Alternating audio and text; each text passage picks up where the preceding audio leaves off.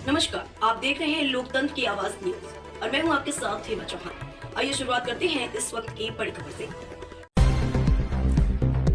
इंदौर के नंदा नगर के बीमा हॉस्पिटल में कर्मचारियों से रुपए मांगने की बात आई सामने। इंदौर के नंदा नगर बीमा अस्पताल में एक नया मामला सामने आया, जिसमें वहां के कर्मचारियों से रुपए मांगने की बात सामने आई। कलेक्टर कार्यालय में बीमा अस्पताल के हाउसकीपिंग कर्मचारी पहुंचे, जो विगत 15 वर्षों से वहां अपनी सेवाएं दे रहे थे। मामला कुछ इस प्रकार है कि बीमा अस्पताल में नई कंपनी कामथेन के द्वारा 8वीं पास की मार्कशीट आवश्यक है, नहीं तो हाउसकीपिंग कर्मचारियों को काम से बाहर किया जाएगा। कोरोना काल के समय 12-12 घंटा सेवाएं प्रदान करने वाले ऐसे कर्मचारी को अब मार्कशीट की आवश्यकता पड़ने लग गई है। बात यही खत्म नहीं होती है। अब कंपनी के द्वारा कहा जा रहा है कि काम पर आना है तो 30,000 रुपए लगेंगे और हर माह 4,000 रुपए अलग से देना होगा। कर्मचारी पिछले कई सालों से सुपरवाइजर संजय पाल दिलीप चौक से योगेश चौधरी को 2,000 रुपए महीना देते आ रहे थे।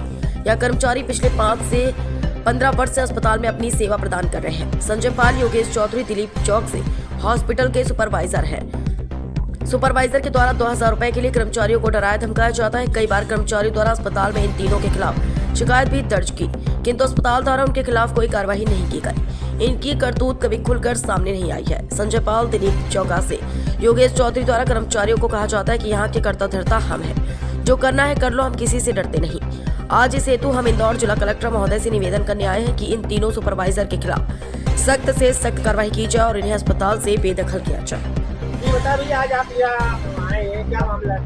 अखिल भारतीय भले महासंघ के संगठन के द्वारा इन महिलाओं की कुछ समस्या थी, जो कि राष्ट्रीय अध्यक्ष मनोज परमार जी के कार्यालय पर आए और अपनी पीड़ा बताई। बीमा हॉस्पिटल है जो नंदा नगर में, ये महिलाएं बेचारी 15 वर्षों से लगातार वहाँ पर काम कर रही है। 15 साल 10 साल कुछ आगे पीछे है। और इन्होंने अपनी पीड़ा बताई राष्ट्रीय अध्यक्ष जी को कि सुनील पाल दिलीप चौक से संजय पाल, यही लोग हैं, 2 से 3 जने जो कि वहाँ के सुपरवाइजर है। और उन लोगों ने 15 साल से 2,000 रुपए इनसे रिश्वत ली। हर महीना हर महिला से लेते हैं वो। और अब कोरोना काल में इन्होंने इतनी सेवा करी वहाँ पर, अब जाके उन लोगों को कहना है कि आप यहाँ से कहीं भी जा सकते हो। और अगर यहाँ काम करना है तो 30,000 रुपए महीना आपको 30,000 रुपए रिश्वत देना पड़ेगी और 4,000 रुपए महीना अलग से हमें रिश्वत देना पड़ेगी। अब ये महिलाएं अगर 4,000 रुपए उनको रिश्वत देगी तो ये घर कैसे चलाएंगी, अपने बच्चों को कैसे पालेंगी? या तो इनको आत्महत्या करना पड़ेगी या रोड पे आके आंदोलन करना पड़ेगा। हमारा कलेक्टर साहब को आवेदन निवेदन करने के माध्यम से ये कहना है कि इन लोगों की पीड़ा को सुना जाए, इनकी मदद की जाए और ऐसे फर्जी लोगों की ऊपर कार्रवाई की जाए। आज आप यहाँ आए तो क्या आश्वासन दिया गया? कलेक्टर साहब के समक्ष हमने अपनी पीड़ा बताई है और उनको बताया गया कि साहब इनकी मदद की जाए। आपका परिचय? अखिल भारतीय भले महासंघ प्रदेश महामंत्री संतोष वालोने किया जा रहा है और मांग करी जा रही है 30-30 हजार रुपए देने की। ये हॉस्पिटल में सुपरवाइजर बोल रहा है संजय पाल,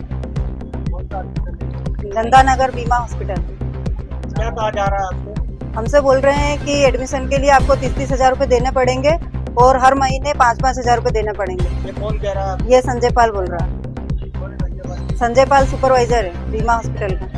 आपने इसकी शिकायत और कहीं करी थी? हमें कहीं जाने ही नहीं दिया सर। हम जा रहे थे आज सुबह अधिकारियों के पास, लेकिन हमें जाने नहीं दिया गया। क्या कहा जा रही है? यही कहा जा रहा है कि अगर आप किसी को बताओगे या कुछ भी बोलोगे किसी के सामने तो हम तुम्हें निकाल ही देंगे। और जो पढ़े लिखे हैं 8वीं तक के उनको अलग कर दिया और जो बिना पढ़े लिखे जिनके पास मार्कशीट नहीं उनको अलग कर दिया। अब आप क्या चाह रहे हैं? हम चाह रहे हैं कि हम लोग काम करना चाहते हैं वहाँ पे